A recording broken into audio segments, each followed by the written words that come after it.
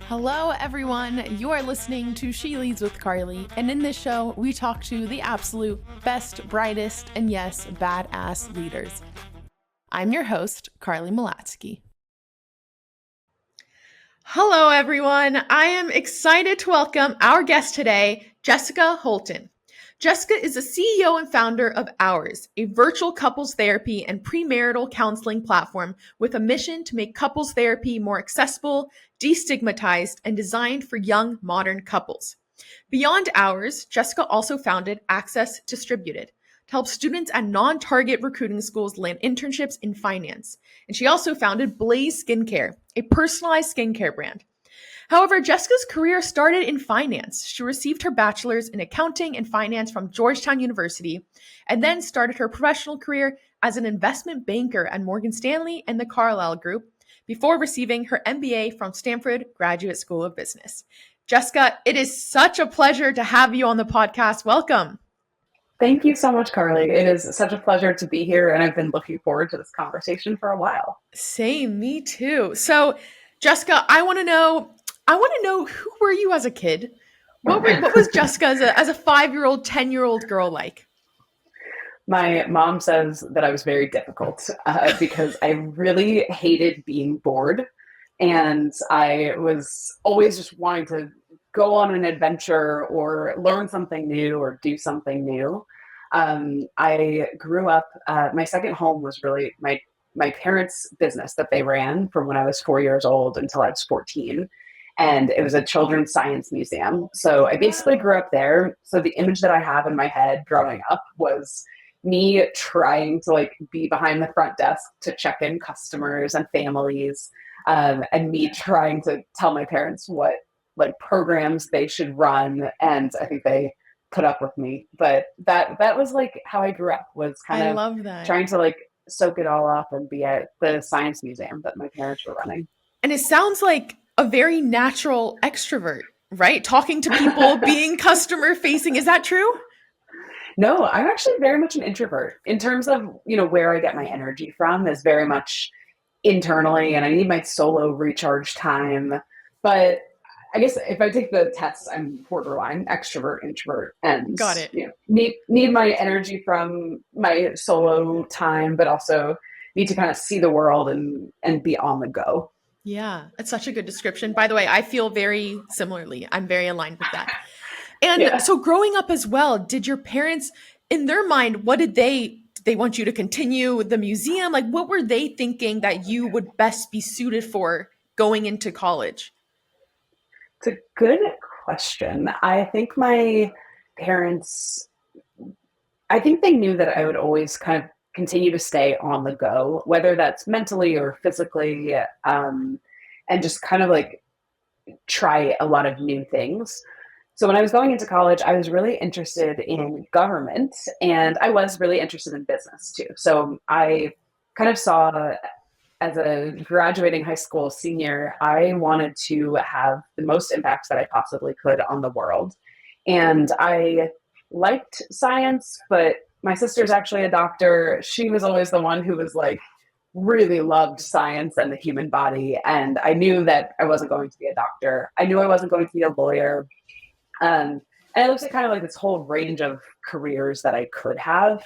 And ultimately, the way I saw it was that I could have so much more impact beyond myself and my own physical and just human limitations if I built a business that could have millions of times more impact than just me.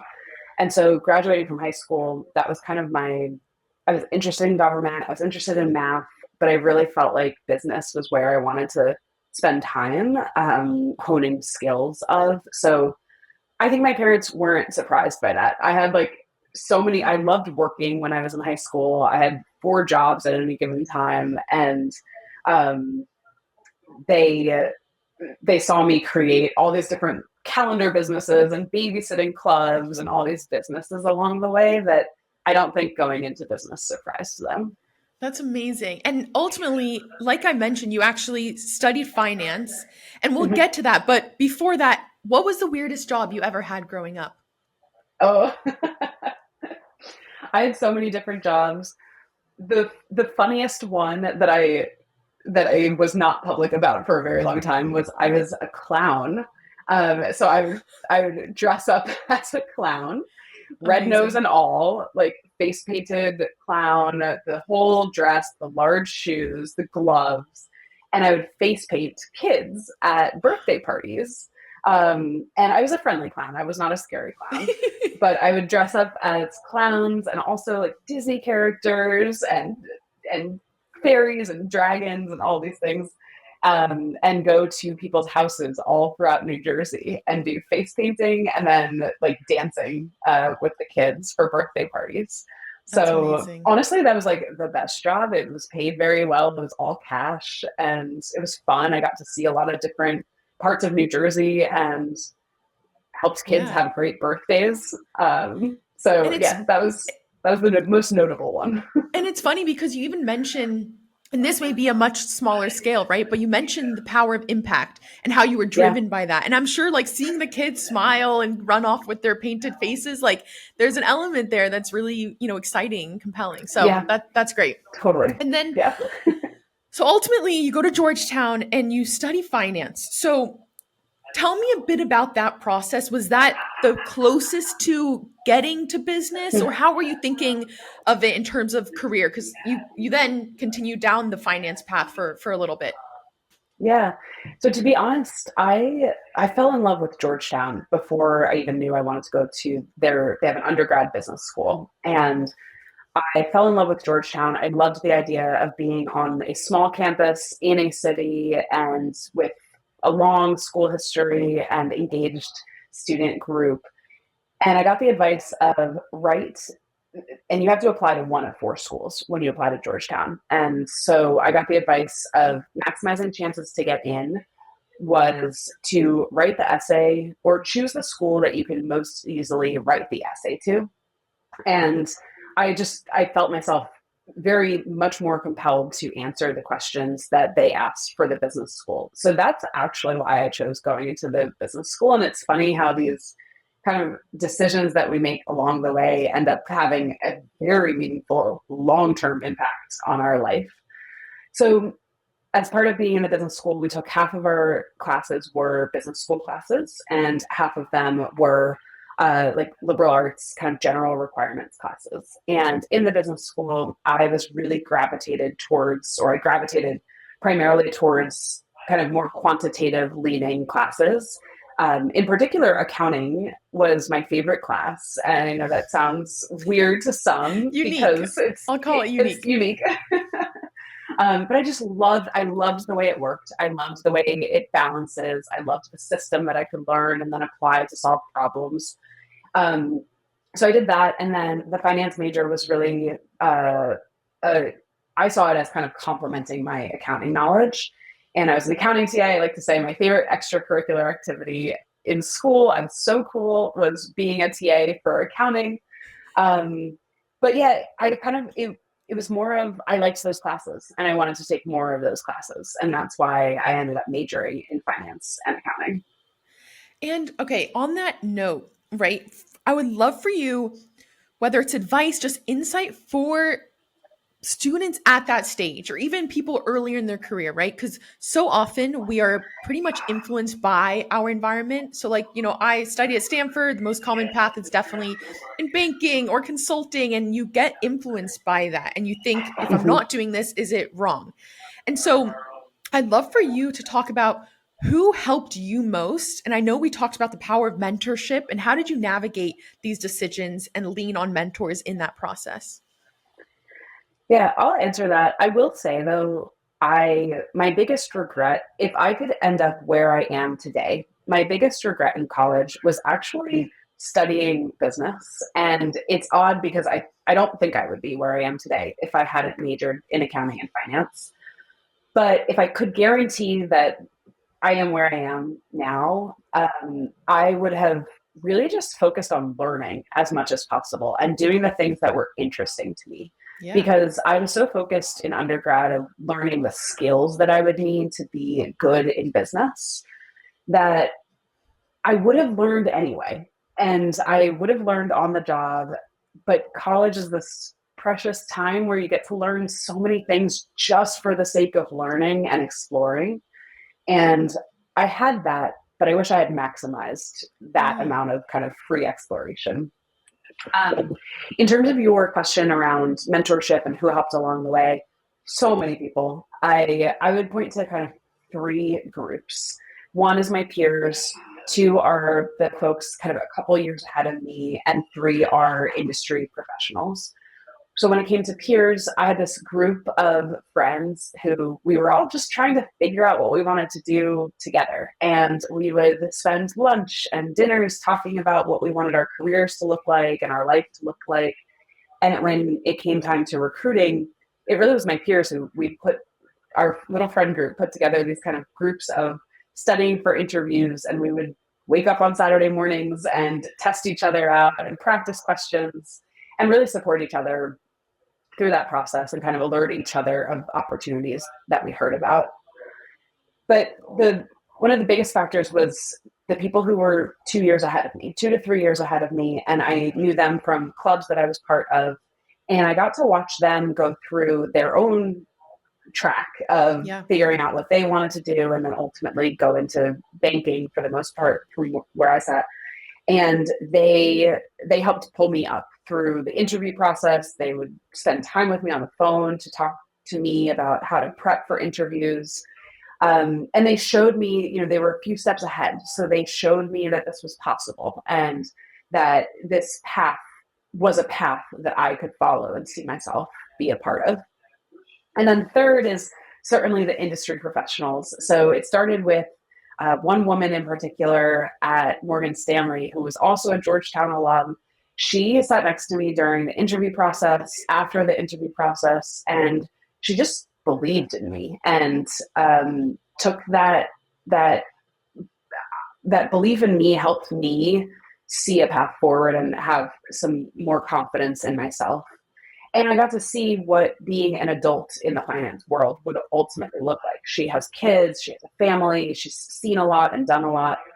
And so she and a lot of other people at Morgan Stanley, I'm still very close with, kind of showed me the ropes and have supported me throughout. And I think it's so important to have that like long lasting support where they've seen me through banking and investing and business school and entrepreneurship. And we now have a really close relationship that has spanned several years, if not over a decade, that I think is Yeah. really important. It's amazing. And it reminds me on She Leads, someone mentioned that they always had someone who's 2 years ahead of them, Yeah. 5 years, and 10. And just like Yep. keeping track in those milestones almost of like, this is where I want to be, or at least I think I want to be, and then Yeah. almost backtracking it. So I think that's it's such a great way. And ultimately, so once you were at Morgan Stanley, I'm so curious because now, and obviously we'll get into it, it's very different, than finance world. And when that mentor of yours was talking and you were seeing who she was and what it means to be a leader in finance as a woman, were you excited by that? Were you feeling fulfilled at that moment, or were you like the opposite? Like I will start my own company one day and be away from finance. I think both. I was really excited about doing something that felt really hard and seeing if I could succeed in it.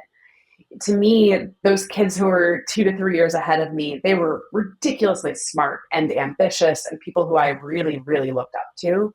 And I wanted to see if I could follow in their footsteps and also succeed in this thing that is just like notorious for being grueling and hard and in particular for women who it's still today a very male dominated world, and I wanted to prove to myself that I could do it.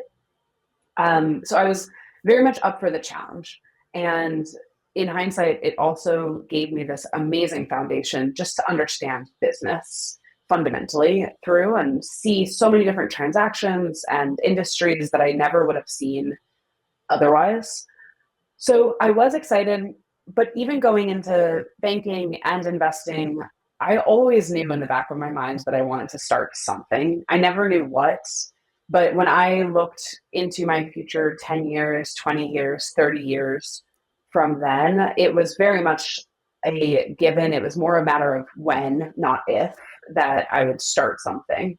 And that to me was the ultimate dream. I just didn't know what I would want to start. I definitely didn't have the confidence or kind of like risk tolerance at that point to start something. And I Yeah. never would have known how to start. I give so much kudos to people who start a company right after college or dropping out from college because I never could have done that.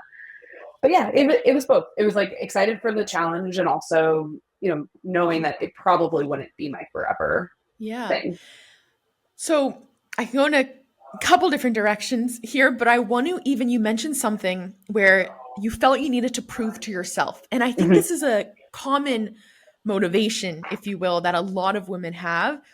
And I'm curious, during your time in finance, did you ever have a moment where, you know, the male dominated space, they doubted you, or a comment was made, or you weren't able to get promoted and your male counterpart was? Like, did you ever have that situation where you felt it personally? I didn't. My group at Morgan Stanley was so phenomenal, and so was my group at Carlyle. And part of it is a little bit self-selecting in that I really wanted to go into my group at MS and I loved my group at Carlyle from the time that I was interviewing. And at Carlyle, it was actually a half women were in the group, so it was actually half and half. Um, That's great. and my MS group was just so fantastically supportive of women. So I didn't feel that, fortunately, from a career perspective, where I felt that more was actually more of like the social kind of dynamics throughout. So, for example, like the classic, the guys would be talking about sports, and during our Monday morning meetings, we would kick off by talking about sports. And I never have been, and I never will be a sports enthusiast in the way that, like, to speak that language, to be able to bond with my male managers and peers. And same thing with like going out to lunch. Like I ended up going out to lunch primarily with the woman who sat next to me, who is still one of my closest and dearest friends from finance. Yeah. And I felt it more in that kind of like social, like, do I belong here? It was much more of an, I think, internal thing actually, that I felt like I didn't belong. And whether that was coming from external or internal sources, it was very much felt. But I kind of ended up harnessing it for feeling like Mm, it drove that competition in me, that I wanted to prove it to myself first that I yeah. did belong there. Um, and then the kind of like the external pressures just kind of I felt like if I believed in hindsight, if I believed in myself, then it didn't really matter what other, like, then the results would hopefully speak for themselves. Yeah, totally. I love that. I love the mindset. It's very clear that you kind of exuded that, which is great. So, what went into the decision to go to business school? And it's something that I'm, thinking about, and I know my counterparts and peers are as well.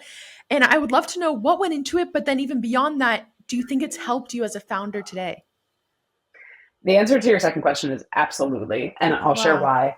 Yeah. But what went into it is, again, I'm a little embarrassed to say it, but it was not a like super intentional decision. It kind of came about and in talking to a lot of people. So going back to your question on mentorship, what I have found is it's very kind of interesting to note that all the people in my life, I kind of think about their paths as paths that I look up to in some way or another. I have one very close friend of mine who moved abroad and is now someone who I really look for career, but also life advice from.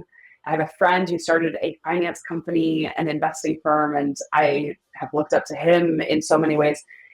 And who I go to for advice is kind of like, uh, I have found that I go to the people for advice for when I want to be guided in their direction. Oh, Um, and so I was in this moment of, I knew I didn't want to stay in investing forever. I found that it just was not the thing that got me up in the morning and excited every single day. And I actually found myself jealous and envious of the management teams across the table from me who I would talk to. They were out building things. They were talking